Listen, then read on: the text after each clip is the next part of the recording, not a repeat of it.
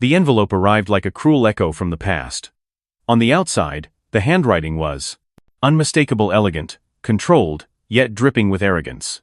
Inside lay a pearly wedding invitation announcing the union of Edward Harrison and Clara Whitmore. But what froze Maya Johnson's blood was the handwritten note at the bottom. I thought you'd like to see what a real wedding looks like. Do come, it will be instructive. For a moment, Maya could almost hear Edward's cold laugh, the same laugh that had haunted her during the darkest days of their 6-year marriage. Years earlier, he had walked away from her, not because of love lost, but because of appearances. Edward, a rising attorney desperate for prestige, decided that Maya, a black journalist from the working-class suburbs, was not suitable for his glittering social circles. Instead of ending things with dignity, he humiliated her, whispering poisonous remarks to colleagues about irreconcilable differences in background and painting her as the woman he had outgrown. The divorce shattered Maya, leaving her isolated from mutual friends and drowning in whispers she couldn't silence. Yet, as she stared at the invitation, something stirred inside her, not the broken woman Edward expected, but the woman she had become since he thought this invitation would reduce her to shame. What Edward didn't know was that Maya had rebuilt her life, rising stronger and more powerful than he could ever imagine. What was meant as an insult was, in truth, an opening act, because the story of Maya Johnson was no longer about humiliation, but about the beginning of justice. The weeks following the divorce felt like stepping into an abyss. Maya Johnson would wake in the middle of the night, her heart pounding, as if Edward's cold voice still lingered in the Blanders' room. She remembered the way he had looked at her during the final months of their marriage. Eyes that once sparkled with affection now carried only disdain. For 6 years, she had given her heart and her loyalty to him, only to realize that he had considered her a temporary distraction, someone convenient until his career demanded a more acceptable partner. At first, Maya collapsed under the weight of betrayal. She withdrew from the friends who had once filled her weekends with laughter, unable to bear the possibility that they had heard Edward's poisonous whispers about her. Alone in a cramped apartment on the poorer side of the city, she let her career slip into autopilot. The once passionate journalist who had dreamed big of telling stories that mattered now found herself covering minor municipal events, neighborhood festivals, and the occasional petty crime for a local paper with limited reach. She wrote without fire, without ambition, just enough to keep her editor satisfied and the rent paid. But even in the darkest silence, the ember of her spirit refused to die. One cold November morning, her phone rang with an assignment that would alter the course of her life. The city council had been accused of irregularities in public bidding contracts. Most reporters brushed it off as routine bureaucratic squabbling. Yet something in the case stirred Maya. Perhaps it was the defiance in her own blood, the hunger to prove, if only to herself, that she still had a voice. The weeks that followed were grueling. Maya spent long nights combing through files, interviewing city employees in shadowy cafes, cross-referencing documents that most reporters would have abandoned as too tedious. What she found was astonishing: a well-hidden web of corruption, involving millions in taxpayer money, siphoned through fake companies. She wrote the story not as a filler piece, but as though her entire future depended on it, because it did. When the article was published, the impact was seismic. Her investigation went viral, picked up by national outlets within days. Politicians resigned. Investigations were launched. And in the middle of the storm, the byline Maya Johnson became a name synonymous with courage and truth. From that moment, Maya refused to look back. She poured herself into her work, no longer the hesitant woman crushed by her ex-husband's cruelty, but a determined investigator, carving out her place in a profession dominated by skeptics and power brokers. Every new assignment pushed her deeper into the labyrinth of political and corporate corruption, and, with each victory, her reputation soared. Yet Maya's rise was not built on her own resilience alone, it was fueled by the relationships she forged in unexpected places. Police officers, prosecutors, and even judges began to see her not as a meddling reporter, but as a trusted ally who could shine a light on corruption that threatened to bury them all. She listened carefully when whistleblowers approached her with trembling hands. She protected their identities with a ferocity that earned her respect. Soon, word spread. If you wanted the truth told without compromise, you went to Maya Johnson. It wasn't long before doors once closed to her began to open. She gained access to police records, tip-offs from government clerks, and background details from regulatory agencies. She learned to navigate the delicate balance between persistence and discretion, knowing that one careless move could put her or her sources in danger. But the risks never deterred her. On the contrary, each threat only hardened her resolve. There were nights when exhaustion threatened to consume her, when piles of documents blurred into meaningless numbers. In those moments, she thought back to Edward, the man who had belittled her, who had told his colleagues she was not fit for their refined world. The memory no longer stung, it sharpened her purpose. Every published article, every front page headline, every award became not a trophy, but a declaration. She had survived him. And she had become more than he ever believed possible. Recognition soon followed. Invitations to speak at journalism conferences arrived. She collected national awards for investigative reporting. Her name became a reference point in universities where young journalists studied her work as a case model. For the first time in her life, she walked into rooms where power thrived and no longer felt like an outsider. She was not merely accepted, she was sought after. But success did not inflate her ego, it deepened her mission. Maya knew too well the invisible chains of doubt and prejudice. She remembered how Edward had introduced her at office parties, emphasizing my journalist wife in a tone that turned pride into mockery. She remembered standing alone at bars while he courted influential colleagues, pretending she wasn't even there. Those scars never disappeared, but they became her compass. She would use her platform not only to expose corruption, but also to inspire others silenced by arrogance and cruelty. Her network expanded, reaching the highest levels of government oversight. Prosecutors quietly shared leads, police chiefs returned her calls, and clerks slipped her documents at great personal risk. She never betrayed their trust. With every new contact, Maya's reach extended further into places even Edward, once so proud of his elite circles, could not imagine entering. The irony was profound. While Edward had spent his energy climbing social ladders, discarding people he deemed unworthy, Maya had built an empire of truth. Her influence was not granted by wealth or connections, but earned through relentless work and unshakable integrity. 3 years after the divorce, Maya stood at the pinnacle of her career. She was no longer the tried of war woman who cried herself to sleep in a tiny apartment. She was an investigative journalist, whose pen could topple politicians, whose questions made CEOs tremble, whose presence in a courtroom could shift the atmosphere.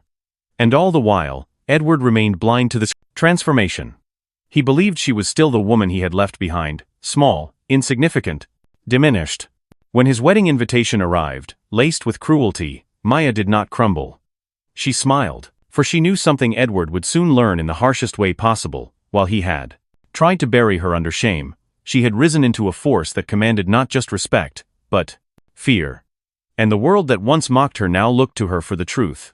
Maya Johnson had not only survived, she had become unstoppable. For months, Maya Johnson had followed a trail of whispers, documents that didn't add up, signatures on contracts that seemed too conveniently placed, and companies that vanished as quickly as they appeared. She had learned to trust her instincts in investigative journalism, and something about the files on her desk screamed of a scheme far larger than anyone wanted to admit. What began as a routine investigation into municipal tenders soon unfolded into a labyrinth of corruption, with one name appearing again and again in the shadows: Edward Harrison. The discovery felt like a cruel twist of fate. Edward, the same man who had once humiliated her, who had cast her aside like a blemish on his rising career, was at the center of a multimillion-dollar fraud network. But irony turned into grim satisfaction when Maya realized just how deep his crimes ran. He wasn't simply a lawyer winning clients through charm and connections. He was the mastermind of a scheme that siphoned more than $2 million from public contracts. The pattern was precise, almost elegant in its corruption. Edward recommended companies for city projects, construction firms with no history, no infrastructure, yet guaranteed victories. They would charge bloated prices for shoddy work, then funnel a percentage of the prices profits back through shell corporations registered in offshore accounts. The cycle repeated.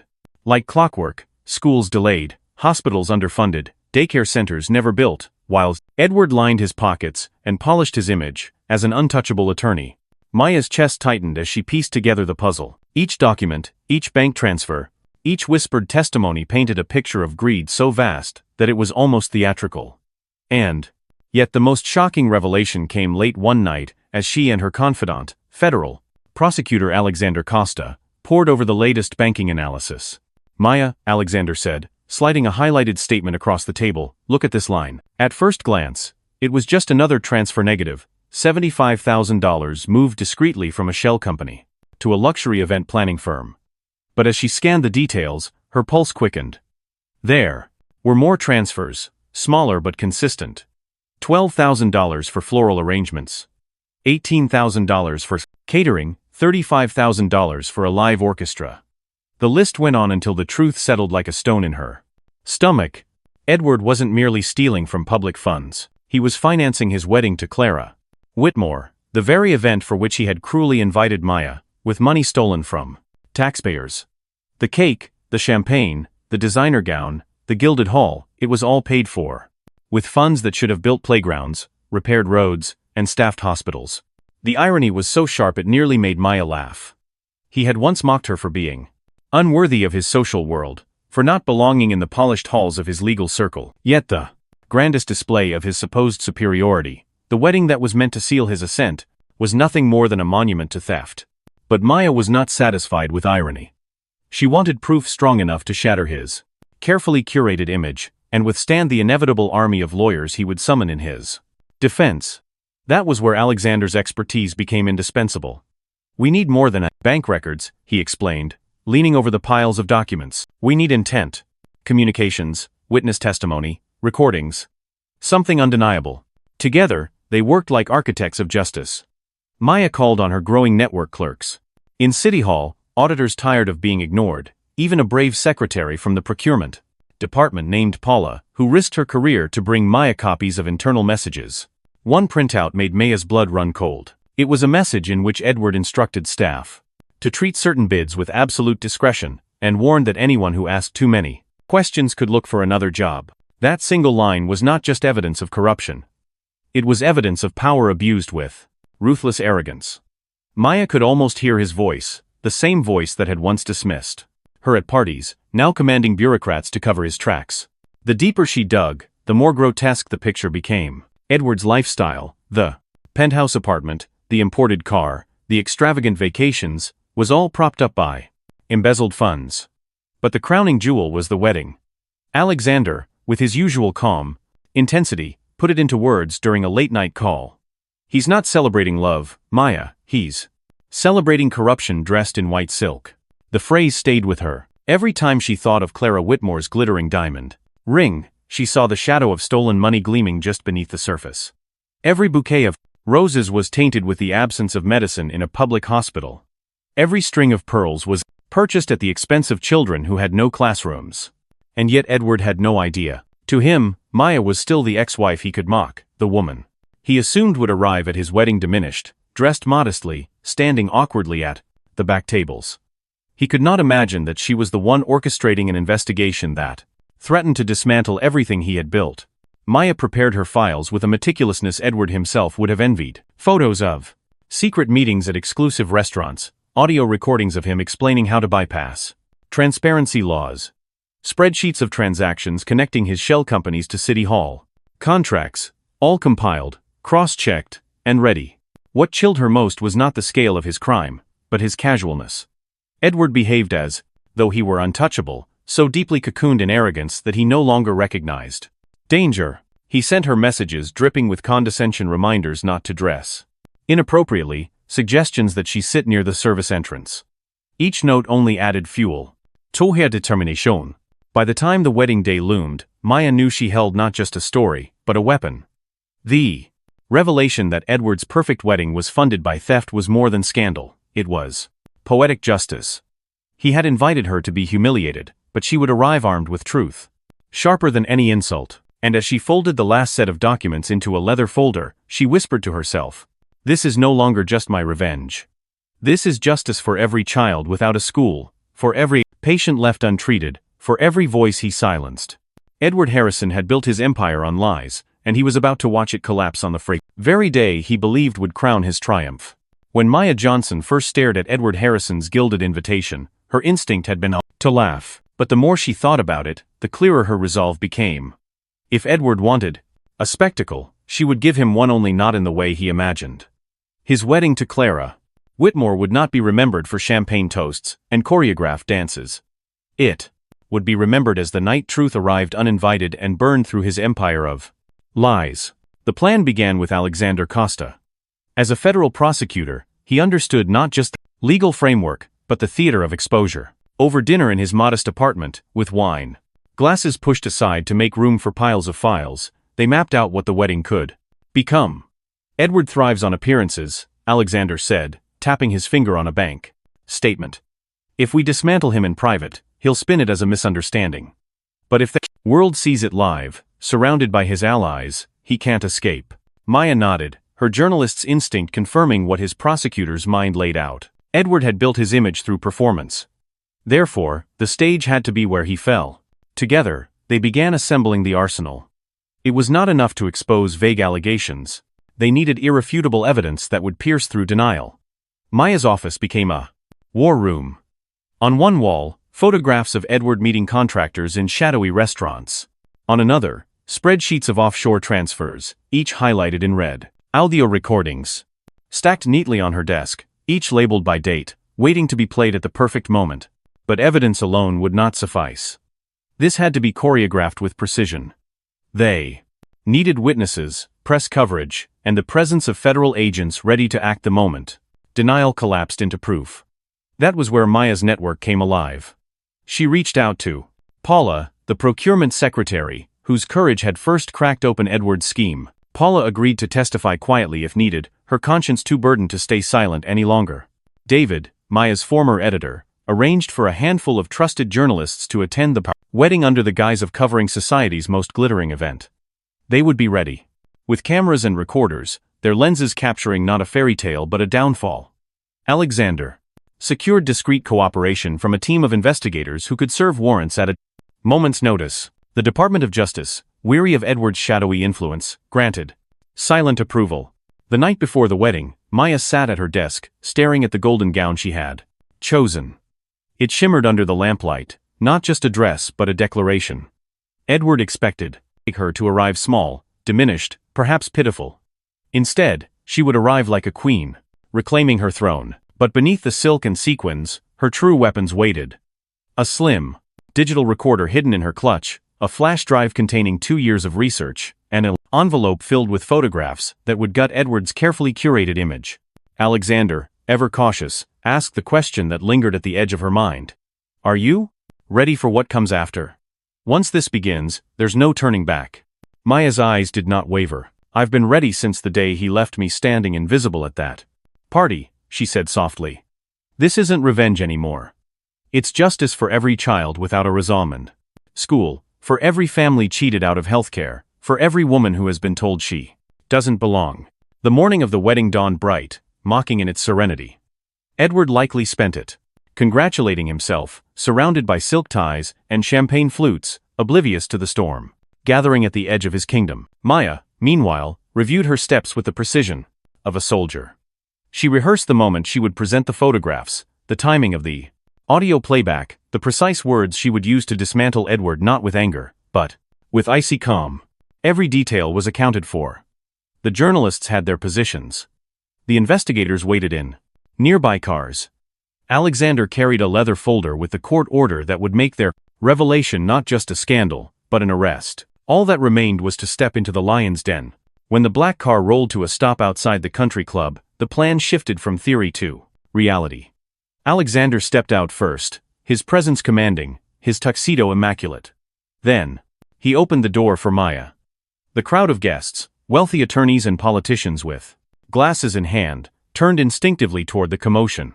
And then they saw her. Maya stepped onto the marble steps, her golden gown catching the sunlight like fire. Conversations faltered, glasses froze halfway to lips. Whispers rippled across the terrace. Is that Maya Johnson? The woman Edward had once belittled as unsuitable now radiated a power no one could deny. Every eye followed as she and Alexander walked arm in arm toward the hall. Each step echoed with the weight of the plan they had so carefully crafted. Maya did not glance at the Croms, staring guests. Her eyes were fixed forward, toward the man who thought this day belonged to him. Inside, Edward was greeting guests with a smug smile when he saw the commotion. His face blanched, the champagne in his glass trembling. Clara, radiant in her dress bought with stolen money, looked confused. Edward tried to summon a sneer, but the sight of Maya's calm, unshakable smile shattered it before it reached his lips. He still believed this was a social spectacle, a chance to remind her of her place. But in her clutch lay the truth, waiting like a blade. The cameras were already lifting. The prosecutors were already watching. And Edward Harrison's wedding was no longer a celebration, it was a stage, a courtroom, and an execution ground for the empire of lies he thought untouchable. Maya had come not as a victim, but as the author of his downfall. And before the night ended, every guest would know the truth. The wedding hall glittered with chandeliers and crystal glassware, every corner dripping with wealth and pretense. Politicians, judges, and senior partners from the city's most powerful law firms mingled in their tailored suits, unaware that the very ground beneath their polished shoes was about to split open. Edward Harrison had orchestrated the day as his crowning moment, his triumph, his grand display of power and belonging. But what he could never have imagined was that his downfall was walking calmly toward him, draped in gold. When Maya Johnson entered the hall, silence rolled over the guests like a wave. Every head turned, whispers ignited, and eyes widened in disbelief. This was not the broken ex-wife Edward had described for years, with sneering contempt. This was a woman reborn elegant, poised, radiating the confidence of someone who had nothing left to prove.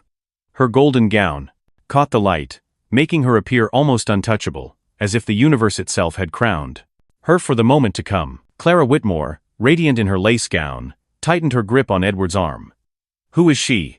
Clara whispered, her voice threaded with unease. Edward's glass trembled slightly.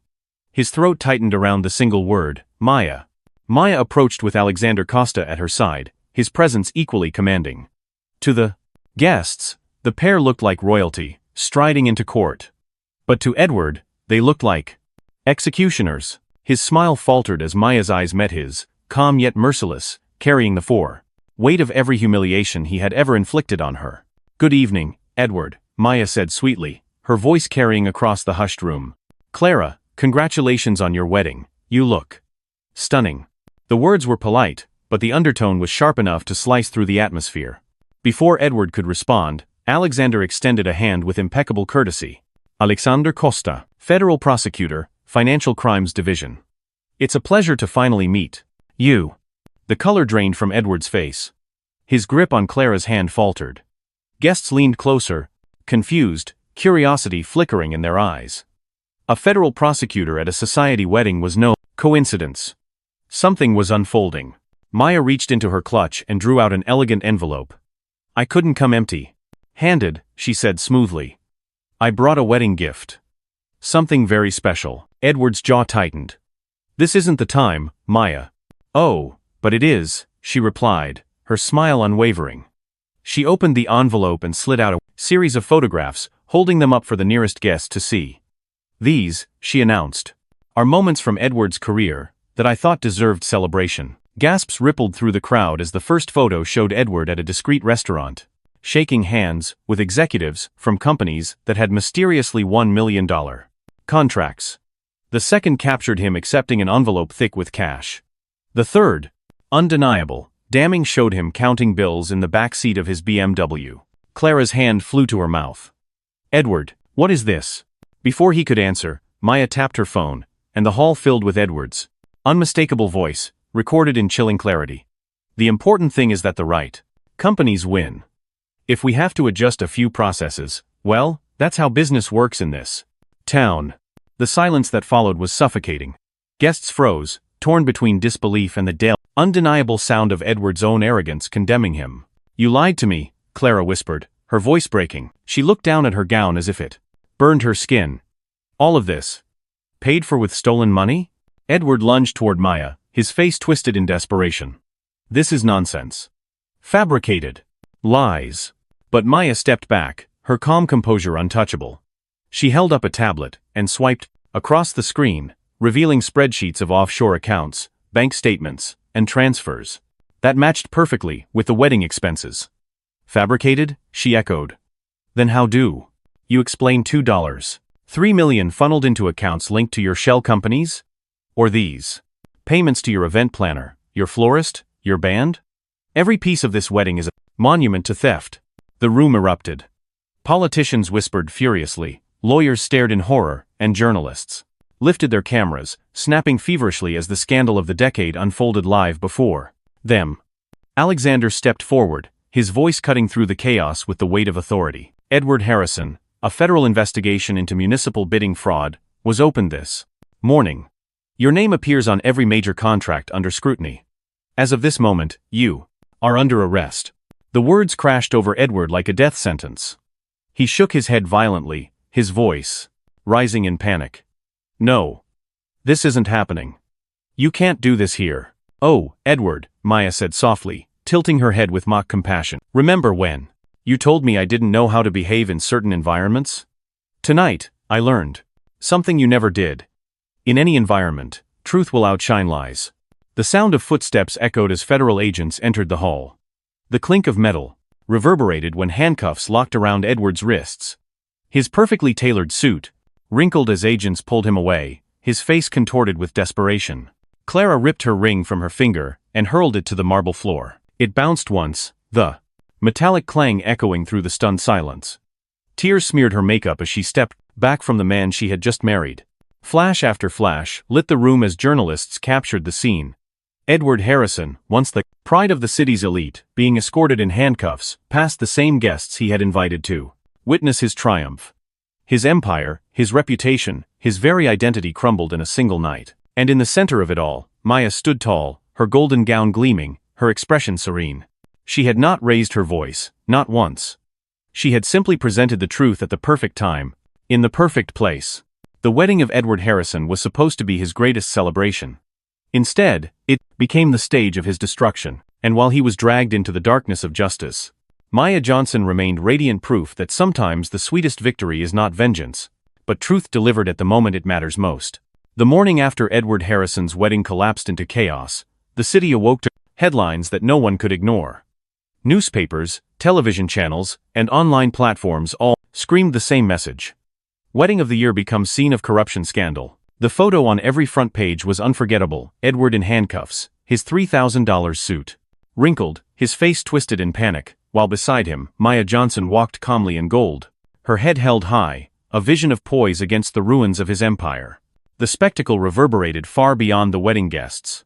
Investigations deepened as more evidence surfaced. Within weeks, Edward was indicted on charges of fraud, money laundering, and conspiracy. The prosecutors built their case not only on Maya's meticulously gathered documents, but also on the testimonies of whistleblowers who had once feared him. The trial that followed was one of the most closely watched in recent memory.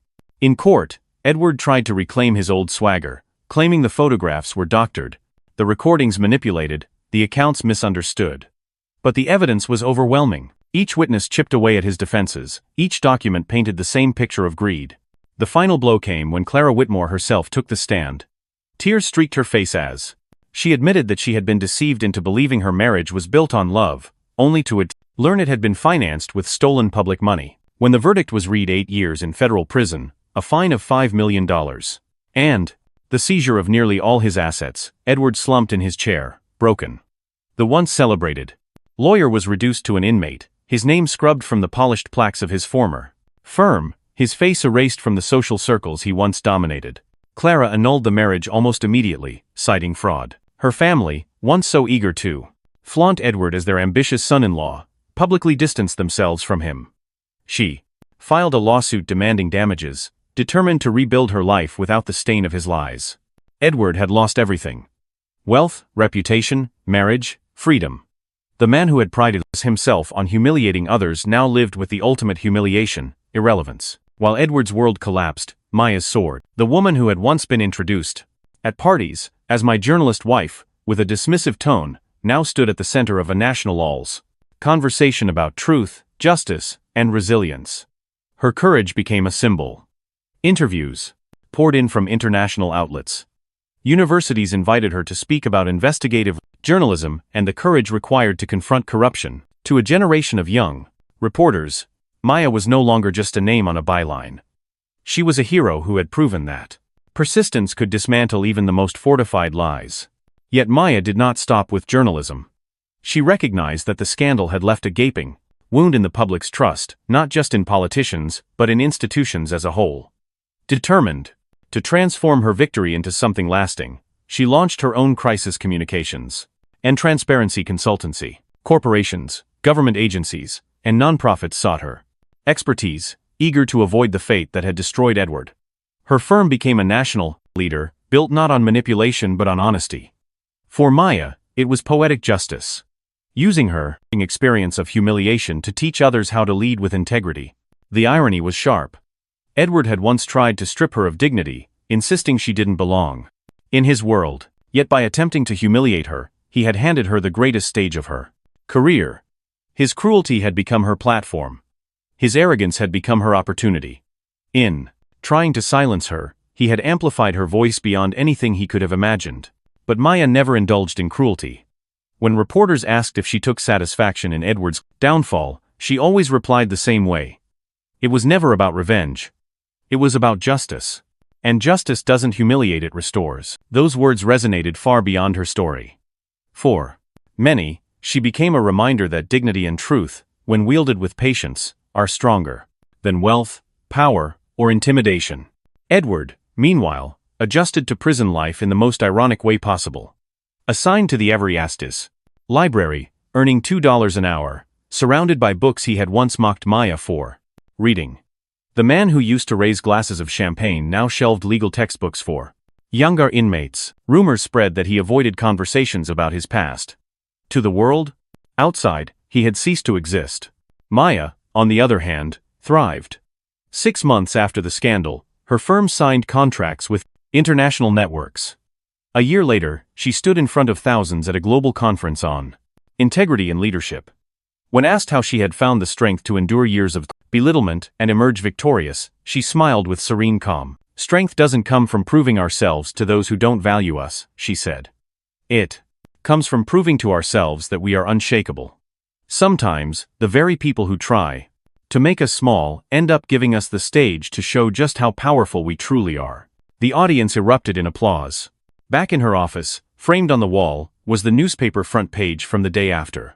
Edward's arrest. Bride exposes $1 million scheme at wedding. But for Maya, it wasn't about the headline. It was about the journey, the nights of doubt, the years of humiliation, the courage to rise. Her story had become more than personal vindication. It had become a lesson. The man who once defined her as inadequate had become nothing more than a cautionary tale, while she stood as living proof that truth, patience, and integrity will always outlast arrogance. In the end, Edward Harrison's legacy was not the empire he built, but the empire he handed to Maya by trying to humiliate her. And Maya Johnson's legacy was clear. A reminder that the most powerful justice is not to destroy those who harm us, but to live so greatly that they fade into irrelevance. Maya Johnson's story was never truly about Edward Harrison. It was about what happens when someone tries to bury your worth, and you decide to grow so tall that no shadow can reach you. Edward thought he could reduce her to nothing, that his power and cruelty would define her. Instead, he became the stage on which she revealed her strength. In the end, he vanished into irrelevance, while she rose into greatness. And that is the real lesson. The sweetest revenge is not in destroying our enemies, but in building a life so meaningful, so radiant, that those who doubted us fade into the background. When you are underestimated, you have two choices: shrink to fit the box others place you in, or expand until the box breaks. Maya chose the latter, and by doing so, she discovered that true strength is never about proving yourself to others, but about realizing your own potential.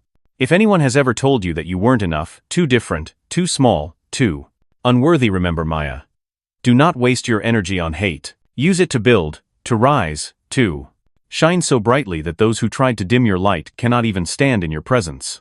If this story touched your heart, share your own experience in the comments. When did you turn pain into power? And don't forget to subscribe to the channel for more stories that remind us the best way to win is to grow so much that no one can ignore your worth.